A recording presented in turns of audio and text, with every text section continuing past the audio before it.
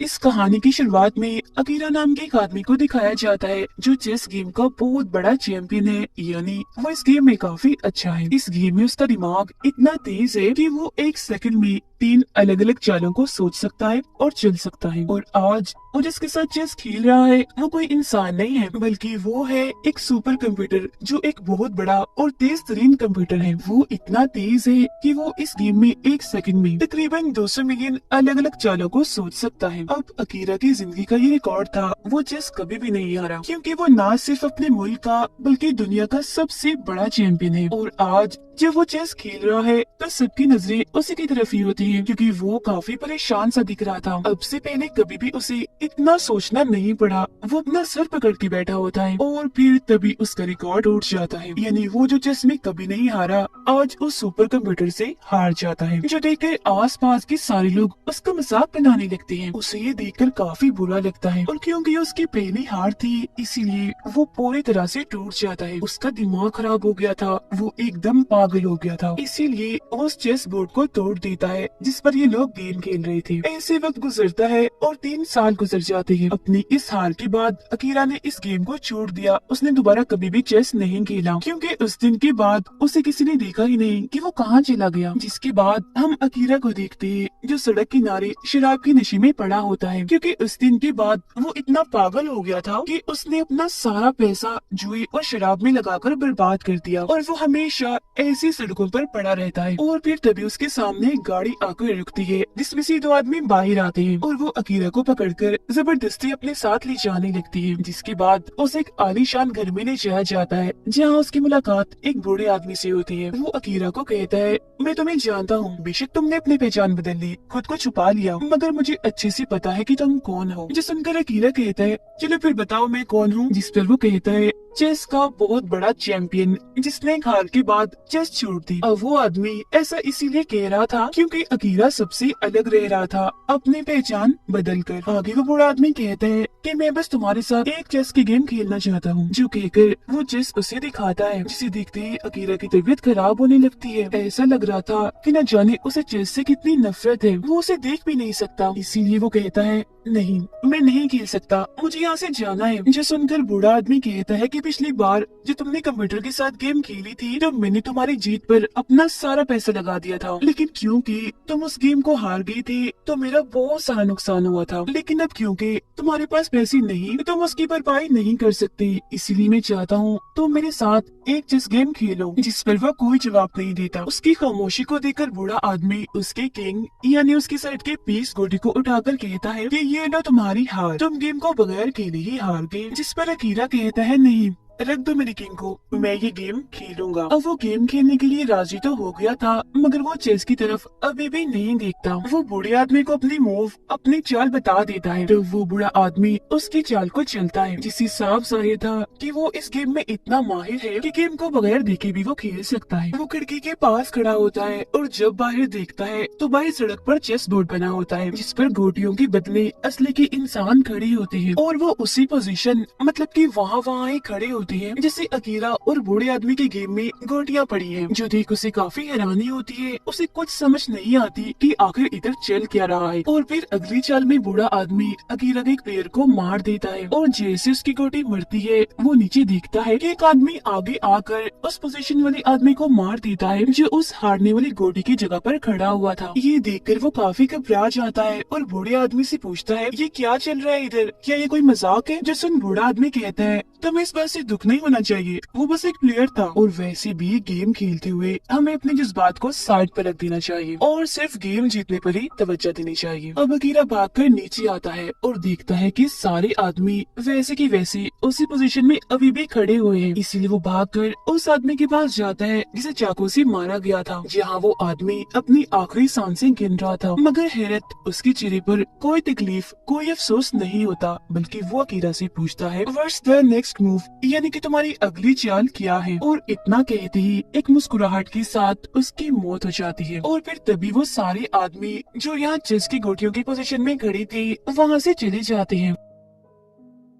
यहाँ पे एक औरत अकीरा को देखकर चिल्लाने लगती है क्योंकि उसे लग रहा था कि उस आदमी को अकीरा नहीं मारा है क्योंकि उसके हाथ में चाकू था। अब यहाँ से वो सीधा अपने डॉक्टर के पास जाता है जो 3 साल पहले उसके दिमाग का इलाज कर रहा था, क्योंकि जब वो चेस गेम हारा था तो टेंशन लेने की वजह से उसका ज़हनी तवाज़ुन थोड़ा खराब हो गया था। उसने अपनी हार को जहन पर इतना सवार कर लिया था कि हमेशा उसे चेस के बुरे सपने और ख्याल आते रहते थे, जिसमें वो देखता था कि चेस की गोटियां इन्हीं घोड़ा, हाथी, किंग, क्वीन उसे मारने के लिए उसकी तरफ ही बढ़ रहे हैं। और फिर धीरे धीरे उसे सब अपनी असल जिंदगी में भी नजर आने लगा। और क्योंकि वो हमेशा अपनी जिंदगी को चेस से जोड़ता था, यानी किंग वो है और उसकी वाइफ क्वीन है, तो गेम हारने के बाद वो हमेशा हमेशा के लिए अपनी वाइफ को छोड़कर चला गया क्योंकि उसे लगने लगा था कि शायद मैं उसके काबिल नहीं हूँ। फिर अब डॉक्टर उससे पूछता है कि इलाज करवाने के बाद 3 सालों तक तुम कहाँ गायब रही? तो वो उसे सारी बात बता देता है कि मेरे साथ क्या क्या हुआ। मैंने अपना सारा पैसा जुए शराब में उड़ा दिया और सड़कों पर पड़ा रहता था। साथ ही वो डॉक्टर को उस बुरे आदमी के बारे में भी बताता है जिसके साथ वो चेस खेल रहा था कि कैसे गेम के मुताबिक एक असल इंसान की मौत हो गई, जो सुनकर डॉक्टर को लगता है कि ये सिर्फ अकीरा का वहम है, ऐसा कुछ नहीं हुआ होगा। अब इससे पहले कि अकीरा डॉक्टर को और कुछ कहता,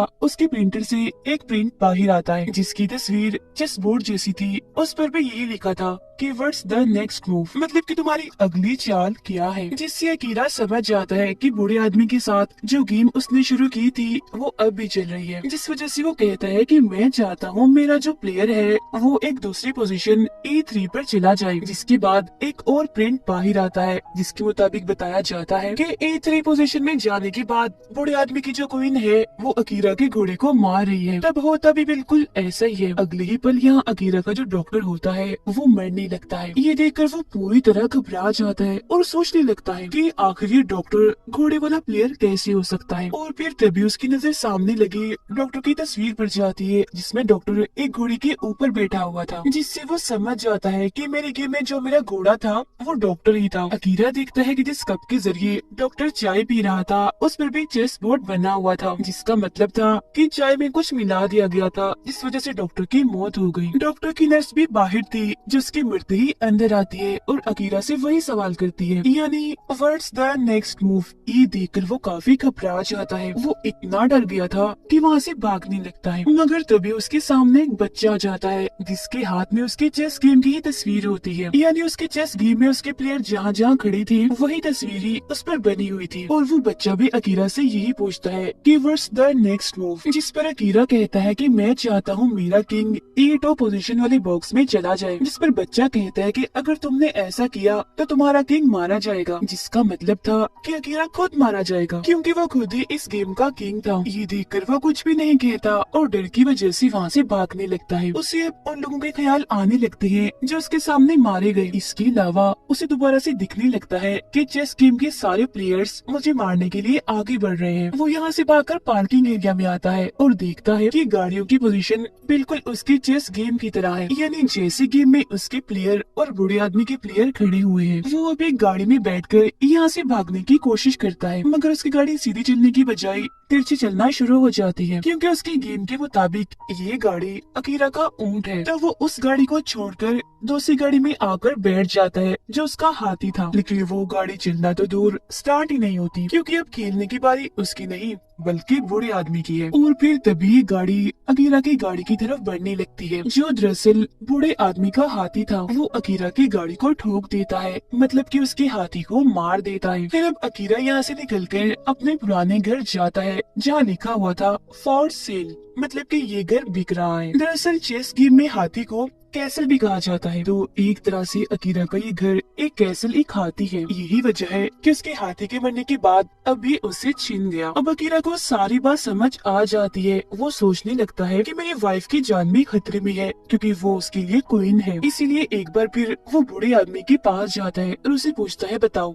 मेरी वाइफ कहाँ है, जिस पर बूढ़ा आदमी कहता है पता नहीं, लेकिन हाँ अगर तुम चाहो तो अपने किंग यानी अपने राजा को हटाकर गेम को रोक सकते हो, यानी एक तरह से गेम में हार मान जाना। जो सुनकर अकीरा को वो वक्त याद आने लगता है जब वो कंप्यूटर के साथ चेस गेम में हार गया था और लोगों ने उसका इतना मजाक बनाया था। इसीलिए वो फैसला करता है कि मैं किंग को नहीं हटाऊंगा बल्कि बूढ़े आदमी के साथ गेम खेलूंगा। इसीलिए वो उसके सामने आकर बैठ जाता है और अब ये दोनों गेम खेलना शुरू कर देते हैं।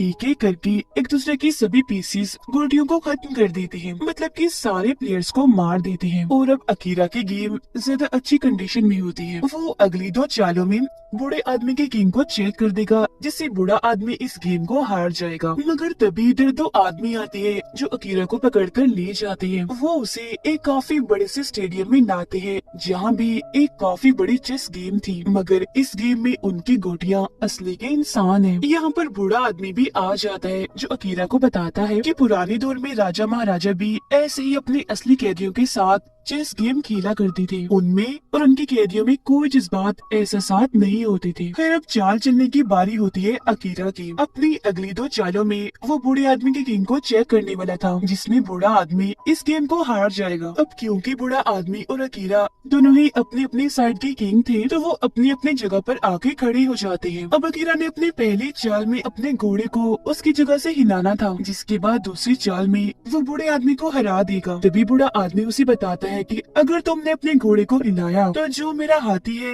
वो तुम्हारी रानी तुम्हारी क्वीन को मार देगा। फिर जैसे ही क्वीन का नकाब हटाया जाता है तो अकीरा देखता है कि वहाँ सच में क्वीन की जगह और कोई नहीं बल्कि उसकी वाइफ है, जिसे इन लोगों ने बांधा हुआ है। जिसे देखकर वो काफी घबरा गया था, क्योंकि अगर वो घोड़े को हिलाएगा तो उसकी वाइफ मारी जाएगी। अपनी वाइफ को बचाने के लिए अकीरा जैसे ही आगे आता है तो ऊपर खड़ा आदमी गोली चलाकर उसे रोक देता है और बताता है कि कोई भी अपने बॉक्स से बाहर नहीं निकल सकता, ये गेम का असूल है। जिस पर बूढ़ा आदमी भी उसे कहता है कि चेस गेम में जज्बात की कोई कदर कोई अहमियत नहीं होती, वही जज्बात जो अब तुम्हारे अंदर आ रही है अपनी वाइफ को लेकर, इसीलिए तुम्हें अपनी वाइफ के बारे में नहीं सोचना चाहिए बल्कि गेम जीतने पर ध्यान देना चाहिए। जिस पर अकीरा कहता है कि नहीं, मैं अपनी वाइफ से बहुत प्यार करता हूँ, इसलिए मैं उसे बचाना चाहता हूँ। तो अब वो अपने घोड़े को उसकी जगह से ना हिलाकर खुद अपनी जगह बदल कर दूसरे बॉक्स में एक प्लेयर के सामने आ जाता है, क्योंकि ऐसा करके ही वो अपनी वाइफ को बचा सकता है। और अब जाहिर है ऐसा करने से उसकी हार हो गई थी। अकीरा के सामने वाला प्लेयर आकर उसे एक चाकू की मदद से मार देता है, जिससे वो फौरन जमीन पर गिर जाता है, जिसका मतलब था कि उसने अपनी वाइफ को बचाने के लिए अपने हार को कबूल कर लिया और अपनी कुर्बानी दे दी। अब उसके हारते ही बूढ़ा आदमी मुस्कुराता है और उसके लिए तालियां बजाने लगता है, जिसके बाद अकीरा की वाइफ भी उसके लिए तालियां बजाने लगती है। अब ऐसे करते करते वहाँ पर बहुत सारे लोग आ जाते हैं जो सभी अकीरा के लिए तालियां बजा रहे होते हैं, जिनमें अकीरा का डॉक्टर भी शामिल था जिसकी मौत हो गई थी, और वो बाकी लोग भी थे